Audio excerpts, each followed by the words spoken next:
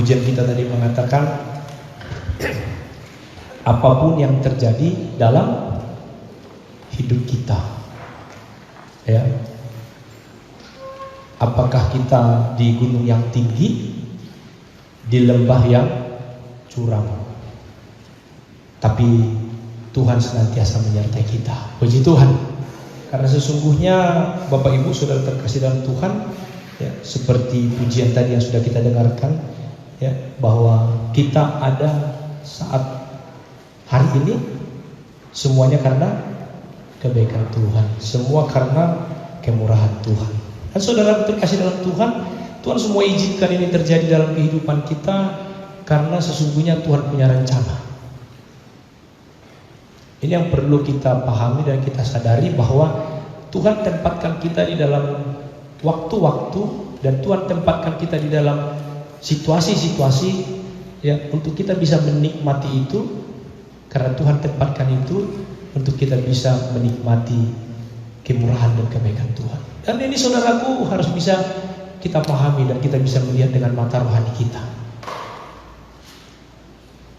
Minggu kemarin, ya, kita sudah mendengarkan firman Tuhan bahwa dengan kondisi pandemi, ya, kondisi keadaan dunia sekarang ini mengajarkan kepada kita bagaimana sesungguhnya kita menjaga tubuh kita. Kita merawat tubuh kita. Ya kan sekarang dengan kondisi pandemi ini kan, ya, kita dituntut untuk menjaga tubuh. Cuci tangan, pakai masker, jangan dekat-dekat. Ya. Apa namanya? Physical distancing. Pulang ke rumah ganti baju, mandi. Nah, ini kan menuntut kita untuk menjaga tubuh. Dan minggu kemarin sudah kita mendengarkan bahwa ya memang Alkitab juga yang mengajarkan kepada kita untuk kita menjaga tubuh kita. Karena apa? Karena tubuh kita itu adalah bait Allah. Puji Tuhan. Yang kedua, minggu kemarin kita belajar dari Alkitab yang mengatakan bahwa tubuh kita ini adalah alat Allah, senjata Allah. Yang ketiga, kita harus menjaga tubuh kita ini, jangan sembrono, jangan main-main, jangan anggap enteng, karena tubuh kita ini adalah tempat menyimpan harta Allah. Karena ya, ketika kita sudah percaya kepada Yesus, kita diselamatkan, Yesus menyimpan harta hidup yang kekal itu di dalam tubuh kita ini, sehingga kita harus jaga. Puji Tuhan. Adi, enong mencoba mereng handphone.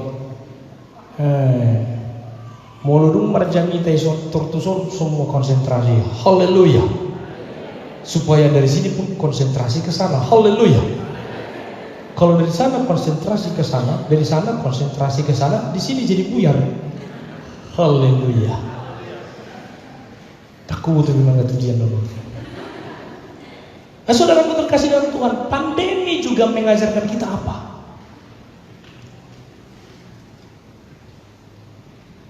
Ternyata saudaraku, ya, minggu kemarin sudah saya bilang bahwa pandemi ini, COVID ini, Corona ini kan tidak meredah.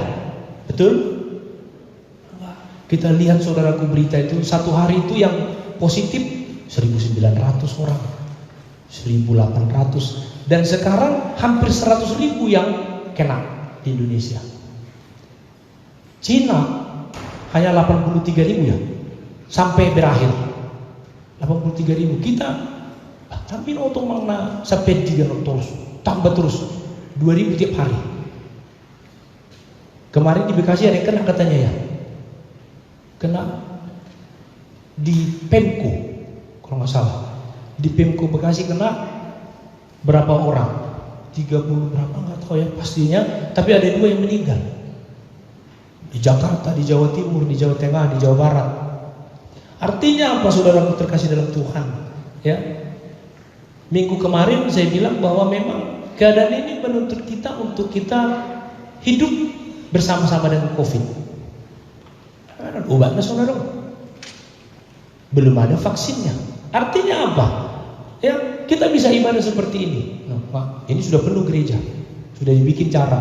Tambah sedikit lagi kita harus ke atas. Belum lagi yang di online.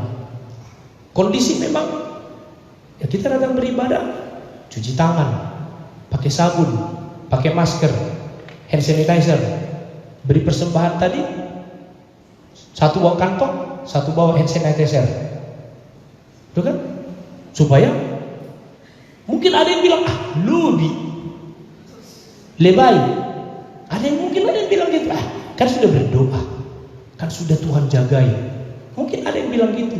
Tapi saya bilang, udah kita harus jaga. Ada bagian kita. Sekarang ini marak virus ini, jangan sembarangan. Mak, lalu kau hidup sembarangan, langsung tidak jaga kebersihan. Hati-hati. Nah, sekarang juga kita diajarkan apa, saudara terkasih dalam Tuhan? Bahwa dengan kondisi kita hidup bersama COVID ini, ya, COVID ini ada di mana-mana. Tadi dok kan habang do naik COVID itu. Lalu kita keluar habang gimana soalnya kan ada itu sekarang virus itu. Terbang dia. Dengan adanya COVID itu, saudaraku, ya, kita hidup di sana, maka tubuh kita menimbulkan reaksi. Dan tubuh kita ini menghasilkan zat imun, katanya. Ya, imunisasi, sehingga tubuh kita menjadi kebal. Tubuh kita menjadi imun terhadap virus itu. Nah, kalau dia lemah, kalau dia tidak kuat, maka dia kalah terhadap virus. Akibatnya apa? Selesai. Tutup buku. Tapi kalau dia kuat, imun yang dihasilkan oleh tubuhnya mengalahkan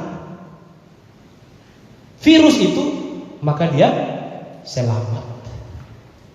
Artinya apa? Saya coba pelajari, saudaraku, ya. Tadi sudah kita dengar kesaksian-kesaksian. Dan dalam 1-2 minggu ini juga ada beberapa kasus jemaat kita yang kami tangani. Ya, datang ke kami, saya dan Ibu Pendeta, persoalan-persoalan masalah-masalah. Artinya apa, saudaraku terkasih dalam Tuhan? Bahwa di dalam perjalanan hidup rohani kita ini akan datang, saudaraku, persoalan.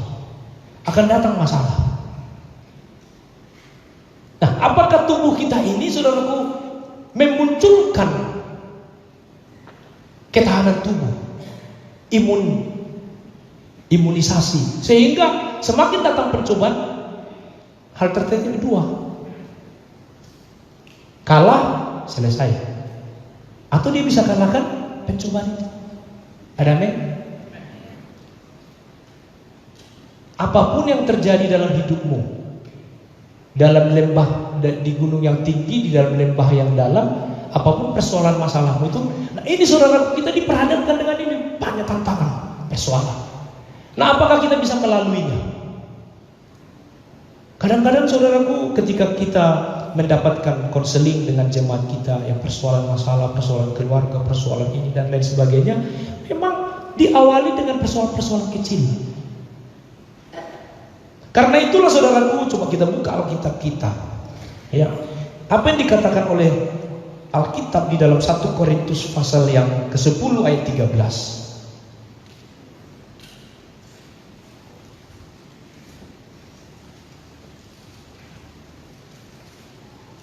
Dan kondisi pandemi ini, saudaraku, sekarang membuat tubuh kita ini bereaksi.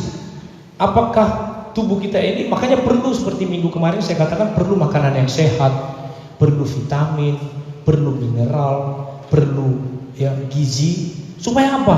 Supaya tubuh ini mampu menimbulkan imun tadi, zat yang membuat kita mampu bertahan. Nah, hidup rohani kita juga seperti itu, saudaraku, harus menerima firman yang baik, firman yang sehat, makanan rohani yang sehat. Jangan sampai terlalu lama puasa. Ya? Puasa daripada firman Tuhan, tidak beribadah. Wah, Kalau masih ikut di online masih lumayan, mungkin masih bisa dia ikut online, dia ibadah di rumah. Kalau online pun tidak, ke gereja pun tidak, berbulan-bulan. Waduh, saya takut terlalu lama puasanya.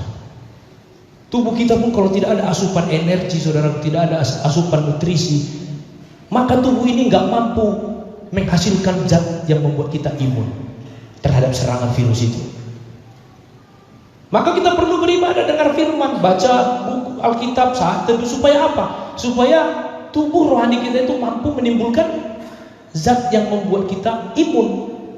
Hal-hal rohani mampu membuat kita melewati pencobaan-pencobaan itu. Karena pencobaan banyak, saudaraku. Orang ngomong sebelah kita itu bisa membuat kita, saudaraku, terjatuh. Pencobaan-pencobaan itu kan bukan pencobaan yang membuat kita, saudaraku, ya terus langsung pencobaan itu seperti raksasa iblis yang akan mau mengaum seperti enggak, saudara. Karena hal kecil membuat kita terjatuh, membuat tersandung. Kalau nasi pamereng ini dong anisa birantai ngetok, asal nggak merdusa ini, Bang. Kalau seorang laki handphone nasi nggak hampir merdusa, Bang. Tersosok ini dong apa media visual. Ayo kalau nadongan di Twitter. Soal nasi Twitter di mana, Bang? 2 euro naikin, Bang. Tapi sudah di mana? Ada yang bilang, "Woi, bodoh di mana tuh hari?" Soalnya datang maben. Ada orang bikin status Facebooknya. Soalnya 2 euro deh. Sepertinya statusnya itu sama aku. Gebelau yang mana tuh psikolog kalau mendukung status di Jolma. Kayak gitu sekarang, saudaraku.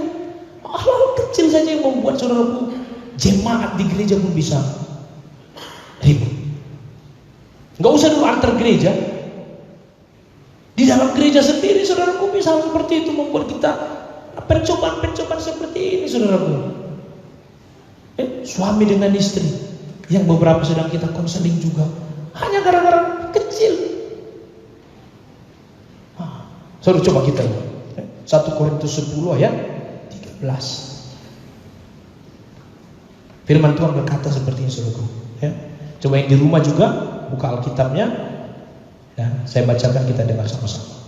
Pencobaan-pencobaan yang kamu alami ialah pencobaan-pencobaan biasa yang tidak melebihi kekuatan manusia. Sebab Allah setia, dan karena itu Ia tidak akan membiarkan kamu dicobai melampaui kekuatanmu. Pada waktu kamu dicobai, Ia akan memberikan kepadamu jalan keluar sehingga kamu dapat menanggungnya. Puji Tuhan. Ini, saudaraku terkasih dalam Tuhan, yang disampaikan kepada kita bahwa tidak ada satupun manusia di dalam dunia ini yang tidak mengalami pencobaan. 2000 tahun yang lalu, saudaraku, Tuhan sudah katakan bahwa setiap orang akan mengalami. Setiap orang akan mendapatkan pencobaan-pencobaan, temptation. Bahkan Tuhan Yesus sendiri pun dicobai. Tapi kita bersyukur kepada Tuhan, saudaraku, siapapun kita yang saat ini mendengarkan firman Tuhan ini, bahwa pencobaan-pencobaan yang kita alami itu sesungguhnya adalah pencobaan biasa, the common temptation. Tidak ada sesuatu yang istimewa. Nah, kalau kita mungkin menganggap itu sesuatu yang istimewa, karena apa, saudaraku terkasih dalam Tuhan? Nah, itu tadi yang saya katakan, bahwa sesungguhnya dengan pandemi ini saya dan saudara sedang belajar. Tuhan izinkan kita belajar untuk kita menjaga tubuh kita, untuk kita juga mampu melampaui virus yang akan mengganggu hidup rohani kita.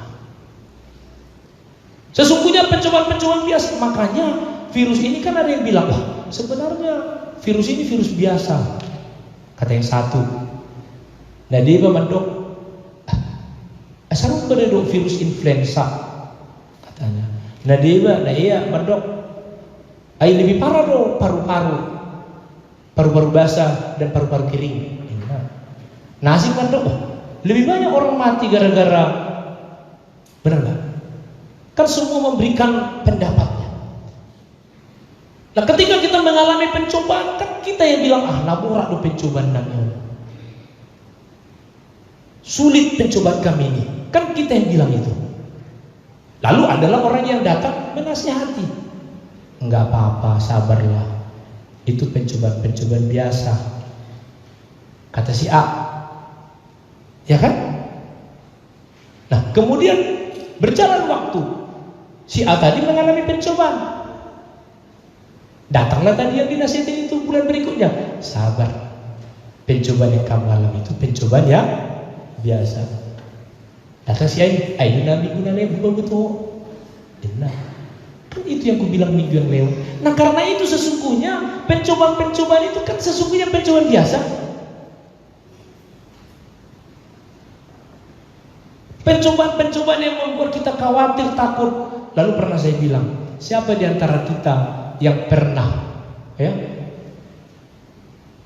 kalau ketika kita membuat list, membuat daftar apa-apa saja yang kita takutkan, apa-apa saja yang kita khawatirkan, ada di antara yang kita khawatirkan itu benar-benar terjadi? Coba. Sekarang Bapak Ibu Saudara coba di list, ya, dibuat daftarnya. Apa sekarang yang sedang saudara khawatirkan? Kan kita di sini mungkin ada 300 orang, kan berbeda yang kita khawatirkan. Ada yang berbeda di sini. Saya khawatir saya tidak mendapat jodoh. Mungkin ada itu. Saya khawatir saya tidak lagi mendapatkan pekerjaan. Saya khawatir saya akan dipecat. Saya khawatir kami akan bercerai. Saya khawatir kami tidak mendapat anak. Saya khawatir, kan begitu. Coba dulu di list, dibuat daftarnya itu, kira-kira ada nggak yang kita khawatirkan itu yang benar-benar terjadi? Bukan sesuatu yang sudah terjadi ya, yang kita khawatirkan. Nah, karena itulah saudaraku terkasih dalam Tuhan, firman Tuhan ini berkata kepada kita bahwa pencobaan-pencobaan yang kamu alami itu adalah pencobaan-pencobaan biasa yang tidak melebihi kekuatan manusia. Karena sesungguhnya saudaraku terkasih dalam Tuhan, ya, penderitaan, kesulitan itu ya, bisa datang dari dalam diri sendiri. Pencobaan-pencobaan yang datang itu saudaraku ada di dalam titik-titik kelemahan di dalam tubuh kita sendiri. Ketika kita saudaraku ya diserang oleh virus tadi saya bilang, maka sesungguhnya virus ini kan sedang mau menyerang kita di mana titik-titik lemah kita. Kalau kita baca referensi, kita baca buku-buku atau tulisan tentang COVID ini sekarang, maka imun kita itu, kekebalan kita itu yang akan ditimbulkan di dalam titik-titik kelemahan kita. Dengan makan vitamin, kan laku vitaminnya selama pandemi ini. Ya, UC 1000, kemudian vitamin-vitaminnya dosis tinggi, memampukan tubuh kita itu memunculkan imunisasinya itu, ketahanan tubuh. Nah, saudara terkasih dalam Tuhan, ya, di dalam diri kita juga ada beberapa titik-titik lemah yang diserang oleh iblis. Setiap orang mempunyai kelemahan-kelemahan masing-masing. Nah, coba kita bahas atau kita coba evaluasi apa kelemahan dari masing-masing kita. Perlu saudaraku sebagai jemaat GP Kota Wisata, coba kita membuat daftar apa sih kelemahan saya, supaya kita tahu apa kelemahan kita. Ayat kita butuh kelemahan kita, baru kita boleh memperbaiki hidup kita. Bagaimana kita bisa memperbaiki diri kita? Kita pikir kita sudah kuat, kita pikir kita sudah lebih, kita pikir kita sudah sempurna. Dan orang yang tidak tahu kelemahannya tidak akan bisa memperbaiki dirinya. Karena itulah maka kita masing-masing ya, harus mengerti.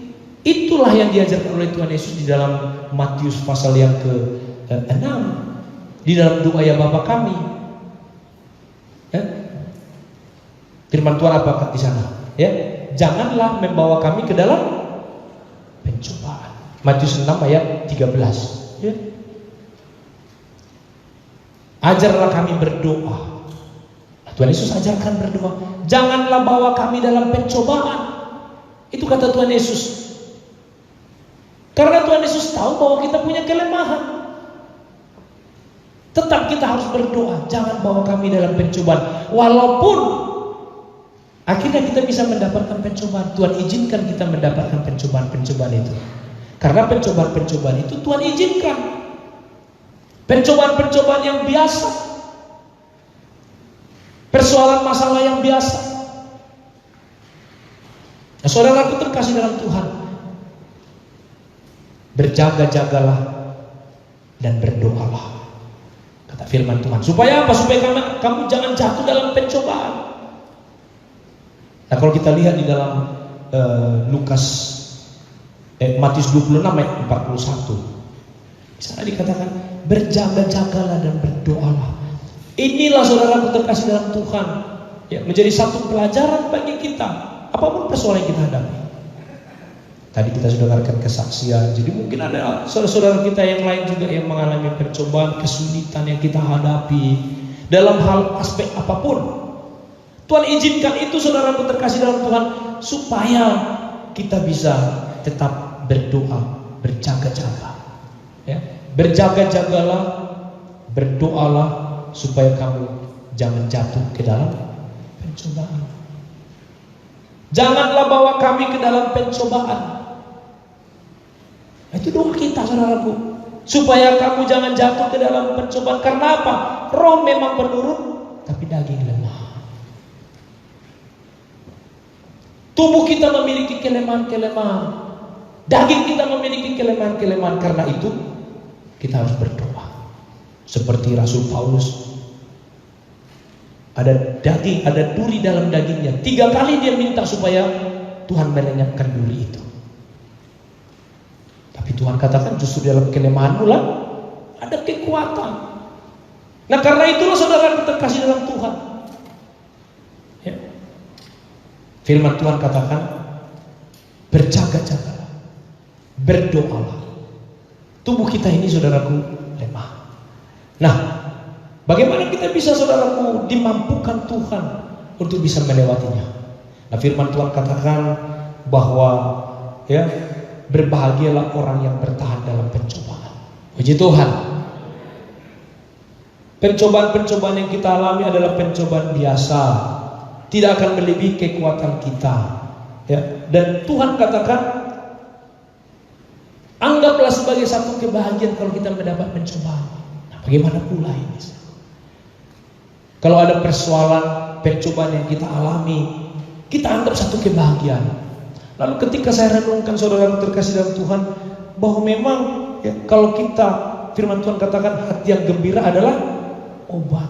Dan kalau kita gembira, maka tubuh kita juga bereaksi menghasilkan zat-zat yang memampukan kita melawan penyakit. Saya tidak usah bahas apa nama zatnya. Tapi kalau hati kita gembira, tubuh kita dimampukan menghasilkan yang melawan sakit penyakit dalam tubuh kita. Inilah luar biasanya hati yang gembira itu. Makanya firman Tuhan katakan Yakobus 1 ayat 2 itu, anggaplah sebagai satu kebahagiaan, sukacita, kesenangan. Artinya ketika kita mendapatkan pencobaan itu, secara manusia kita akan lemah.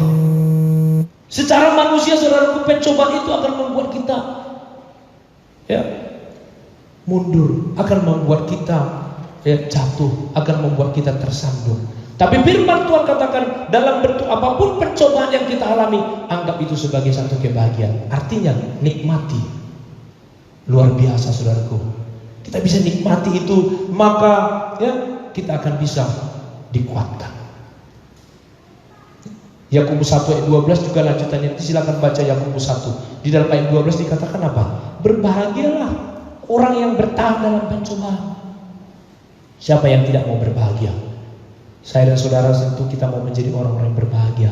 Pulang dari tempat ini kita tidak lagi mecut. Pulang dari tempat ini kita tidak lagi galau. Tapi pulang dari tempat ini, dari gereja ini, kita berbahagia. Ada amin? Berbahagia karena apa? Bertahan dalam pencobaan. Karena kalau kita bertahan dalam pencobaan, karena ada orang saudaraku bertahan dalam pencobaan yang membuat imannya rusak. Coba kita lihat saudaraku di yang contoh orang yang menabur benih. Yang ada 4 jenis bagaimana penabur itu menabur benih dan benihnya jatuh di berbagai tempat, ya. Di dalam Lukas 8, ya. Coba kita lihat dulu di Lukas 8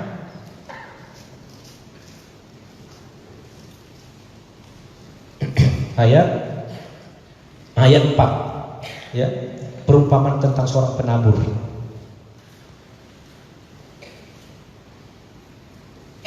Ayat yang kelima, ya, adalah seorang penabur keluar untuk menaburkan benihnya. Ya, pada waktu menabur, sebagian benih itu jatuh di pinggir jalan, lalu diinjak orang dan burung-burung di udara memakannya habis. Itu yang pertama. Yang kedua, ya, jatuh di mana? Tanah berbatu-batu. Sebelum ayat 7. Nah, jatuh di tanah yang berbatu-batu. Setelah tumbuh kering, tidak mendapat air. Ayat 7. Yang ketiga, benih ini jatuh di tengah semak duri. Ya, lalu semaknya yang tumbuh bersama-sama dengan benih itu. Lalu semak itu menghimpit benih itu sampai mati. Lalu yang keempat, sebagian jatuh di tanah yang baik. Ya, tumbuh berbuah 100 kali lipat. Ini contohnya. Apa artinya? Coba kita lihat di dalam ayat yang ke 13. Oh, mulai ayat 11. Arti yang keempat tadi itu. Benih itu adalah firman Allah. Nah, yang pertama, benih yang jatuh di pinggir jalan itu ialah orang yang telah mendengar firman. Kemudian datanglah iblis, lalu mengambil firman itu dari dalam hati mereka supaya mereka jangan percaya dan diselamatkan. Itu yang pertama, ya, jatuh di pinggir jalan, diambil oleh burung, diambil oleh iblis karena, ya, tidak kuat. Ya. Yang kedua, saudaraku, udah mana? Yang ke-12, ya, Lukas. Oh ya, ayat 13. Ini yang kedua, ya. Yang jatuh di tanah yang berbatu-batu, ini yang kedua, ya. Orang yang setelah mendengar firman itu menerimanya dengan gembira. Kan ada orang gitu, dengar khotbah, dengar firman, gembira, ya, senang, ya. Tapi mereka tidak berakar. Firman itu tidak menjadi dasar yang teguh dalam hidupnya. Hanya sebagai, ya, girik-girik di pinggul. Dengar, dia kan ketawa, hahaha. Nggak lucu pun ketawa dia, hahaha. Dengar firman, saudaraku, ya hanya gitu aja. Jadi pendeta dianggapnya selebriti. Orang yang berkorban dianggapnya stand up komedi. Oh, enak di gereja itu, kenapa? Wah, bulan Mekel hamil. Bolehlah ketawa, ya kan? Tapi bukan jadi itu tujuannya. Firman di situ terus berkat, nggak pernah teguran. Macam-macam, saudaraku. Nah, ya, jatuh di tanah berbatu, dia dengar firman itu, ya, menerimanya dengan gembira, tapi tidak berakar. Mereka percaya saja, mereka percaya sebentar saja, dan dalam masa pencobaan mereka murtad. Firman itu tidak mendasar, tidak kuat. Dia dengar misalnya kita harus mengasihi, itu hanya sebagai apa? Ya, wacana saja, sebagai hal yang apa namanya? Tidak menjadi dasar, tidak menjadi apa yang harus kita lakukan. Nah, dia bilang mengampuni, ya mengampuni saja, tapi itu tidak menjadi bagian daripada hidupnya harus mengampuni. Jangan menyimpan akar pahit, katanya sampai mati dia simpan akar pahit itu sampai mati. Apa firman gunanya apa? Ya.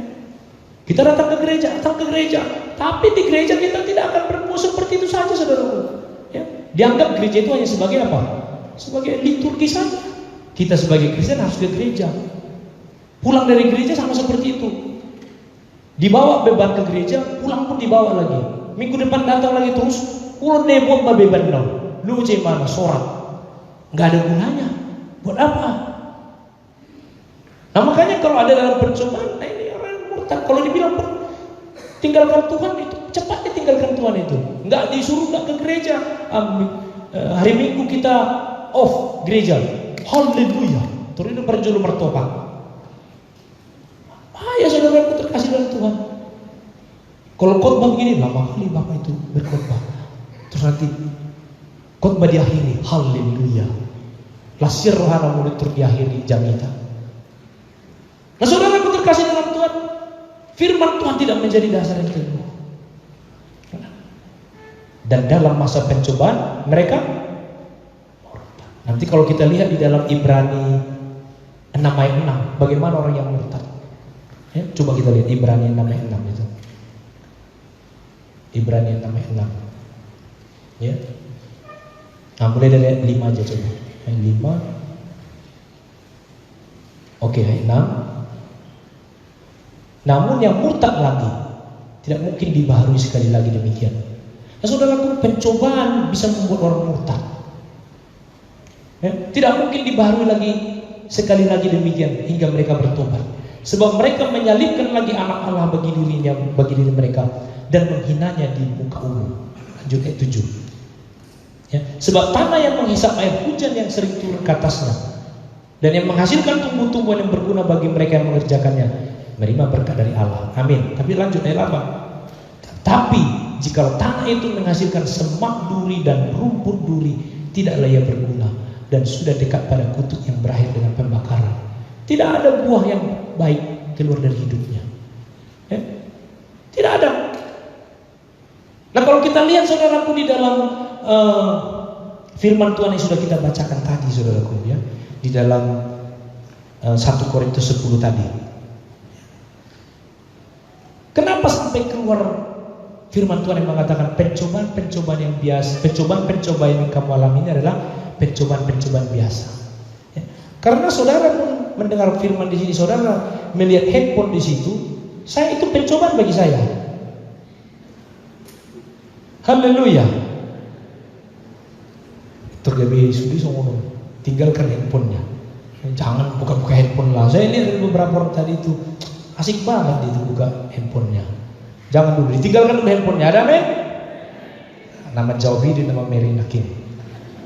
Ya, apa yang membuat saudaraku timbul ayat ini? Pencobaan-pencobaan yang kamu alami adalah pencobaan-pencobaan biasa. Ya, coba kita lihat di dalam ayat yang ke-6, satu pasal yang sama. Ya. Semuanya ini telah terjadi sebagai contoh bagi kita, ya, untuk memperingatkan kita supaya jangan kita menginginkan hal-hal yang jahat seperti yang telah mereka perbuat. Siapa mereka? Itu orang Israel, saudara. Orang Israel yang keluar dari tanah Mesir menuju tanah perjanjian itu, mereka semua mereka sebagian besar mereka itu yang tidak berkenan kepada Tuhan. Mereka mati, saudaraku, di dalam perjalanan, tidak mampu melewati pencobaan-pencobaan itu. Semuanya itu telah terjadi sebagai contoh bagi kita untuk memperingatkan kita supaya jangan kita menginginkan hal-hal yang jahat seperti yang telah mereka perbuat. Menginginkan hal-hal yang jahat. Tadi saudaraku, ya, di dalam Ibrani 6 tadi, ayat 6, ayat 7, ayat 8. Dan sesungguhnya saudaraku, bukankah dari kita itu harus keluar buah yang baik? Tapi ayat 6, Ibrani 6 ayat 8 tadi katakan bahwa ada orang, ya, menerima berkat Tuhan, ya, air hujan dan lain sebagainya, tapi yang keluar apa? Semak duri. Nah, ayat 7, dan supaya jangan kita menjadi penyembah-penyembah berhala, sama seperti beberapa orang dari mereka. Seperti ada tertulis, maka duduklah bangsa itu untuk makan dan minum, kemudian bangunlah mereka dan bersukaria. Janganlah kita melakukan percabulan seperti yang dilakukan oleh beberapa orang dari mereka, sehingga pada satu hari telah tewas 23.000 orang. Ayat 9, dan janganlah kita mencobai Tuhan. Janganlah kita mencobai Tuhan. Nanti saudara kalau baca di dalam Bilangan 21 ayat 5, ayat 6, ya, di Bilangan 21 itu bagaimana orang Israel mencobai Tuhan. Karena apa? Karena ada persoalan masalah yang datang ke mereka, mereka menyalahkan Tuhan. Nah, ketika ada pencobaan masalah bagi kita, tadi firman Tuhan katakan, ya, janganlah bawa kami ke dalam pencobaan. Kalaupun Tuhan izinkan saudaraku ada pencobaan-pencobaan yang kita alami, pencobaan itu adalah pencobaan-pencobaan biasa yang tidak melebihi kekuatan kita. Ada amin? Tapi kalau pencobaan-pencobaan itu datang, jangan mencobai Tuhan. Jangan menyalahkan Tuhan. Jangan bersungut-sungut. Puji Tuhan. Ayat 11, 1 Korintus 10 ayat 11 dikatakan apa? Semuanya ini telah menimpa mereka, menimpa orang Israel yang bersungut-sungut, yang menyalahkan Tuhan. Dan dituliskan ini untuk apa? Untuk menjadi peringatan bagi saya dan bagi saudara. Menjadi peringatan bagi jemaat GP Kota Wisata. Puji Tuhan, yang hidup pada waktu di mana zaman akhir telah tiba. Ini menjadi referensi bagi kita. Ini menjadi pedoman bagi kita. Supaya apa? Supaya ayat 12 ya. Sebab itu siapa yang menyangka bahwa ia teguh berdiri, hati-hatilah supaya ia jangan jatuh. Ini juga satu penyebab saudara terkasih dalam Tuhan. Ada orang yang menyangka dirinya teguh berdiri, menyangka dirinya kuat, menyangka dirinya lebih baik dari orang lain, menyangka dirinya lebih dari orang lain, menyangka dirinya dan lain sebagainya, mengukurkan iman, menjengkal orang lain, menilai orang lain, menghakimi orang lain. Hati-hati, sebab itu siapa yang menyangka bahwa itu teguh berdiri. Mulai saudaraku menjengkal orang lain, menganggap orang lain berdosa, dia lebih baik dari orang lain ya. Tapi kita pahami diri kita, kelemahan kita, kita perbaiki diri kita, maka GP Kota Wisata bisa lebih baik. Kalau kita menganggap gereja kita lebih baik, kita menganggap keluarga kita lebih baik, kita menganggap diri kita, iman kita, kerohanian kita lebih baik dari orang lain, hati-hati, jangan sampai jatuh. Haleluya. Ini saudaraku menjadi ya, peringatan bagi kita pada zaman akhir ini, supaya kita lebih berhati-hati. Tapi kalaupun pencobaan-pencobaan itu datang, pencobaan itu pencobaan biasa. Karena itu kita harus memegang firman Tuhan itu sebagai dasar yang teguh dalam hidup kita. Sama seperti itulah yang dipegang oleh jemaat di Philadelphia ya, di dalam Wahyu 3 ayat 10 saudaraku ya, Wahyu 3:10. Karena engkau menuruti firmanku, 1, tekun menantikan aku. Menuruti apa? Menuruti firmanku. Menjadikan firman ini dasar yang teguh dalam hidup kita, menjadi pedoman dalam hidup kita. Percaya sungguh-sungguh saudara bahwa firman ini adalah firman yang hidup. Yang kedua, tekun menantikan Tuhan. Dia datang yang kedua kali. Maka hidup kita pun hidup yang berjaga-jaga, karena Tuhan akan datang. Kalau yang dua ini saudaraku dipegang oleh Philadelphia. Dari 7 jemaat, yang dipuji adalah jemaat Philadelphia. Karena itu, maka aku pun akan melindungi engkau dari hari pencobaan yang akan datang atas seluruh dunia untuk mencobai mereka yang diam di bumi. Ada banyak pencobaan-pencobaan nanti akan datang lagi.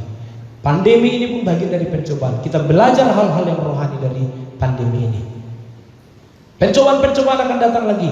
Tapi orang Philadelphia dimampukan Tuhan untuk melalui itu, dilindungi Tuhan, diselamatkan Tuhan. Karena pencobaan-pencobaan yang datang nanti kita tidak tahu seperti apa, tingkat kesulitannya, tingkat kecanggihannya, seperti kita tidak ngerti. Kita dengan akal pikiran kita, dengan kekuatan kita, kita nggak bisa akan melaluinya. Tapi apa? Kalau kita turut saja firman-Nya, percaya saja Tuhan Yesus. Yang kedua, tekun menantikan Dia, sehingga kita tetap berjaga-jaga. Tuhan akan memampukan kita, Tuhan akan melindungi kita, dan kita akan diluputkan dari pencobaan-pencobaan apapun yang kita alami. Tuhan akan memampukan kita. Puji Tuhan. Kita semua bangkit berdiri dan kita akan masuk di dalam doa.